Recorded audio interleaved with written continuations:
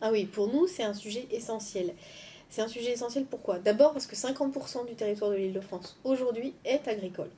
Ensuite parce que 90% des exploitations maraîchères en Île-de-France, qui étaient une production traditionnelle d'Île-de-France, ont disparu 90% en 25 ans. Donc le retour du maraîchage à proximité des lieux d'habitation, c'est essentiel. Pourquoi? Parce qu'aujourd'hui, l'Île-de-France contribue, l'agriculture francilienne contribue pour 2% aux besoins alimentaires de la région.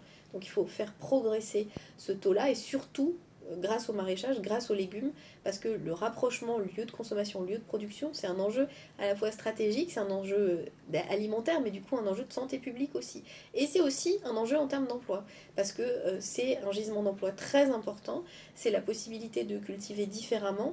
Alors il faut une politique extrêmement ambitieuse sur le foncier pour maintenir des terres et pour les faire résister à la spéculation immobilière et aussi aux usages type de base logistique, etc., qui vont produire des friches assez rapidement. On sait aujourd'hui, 50% des zones d'activité en Ile-de-France sont en friche. 50%. On ne s'en rend pas compte, mais c'est ça la réalité. Donc il faut préserver des terres agricoles, reconvertir certains sites. Je pense à la base aérienne de Brétigny-sur-Orge, sur lequel il y a un projet de reconversion en maraîchage bio, en utilisant les bâtiments ex-militaires pour loger les familles des agriculteurs. Donc il y a vraiment des possibilités, il faut s'en saisir à chaque fois.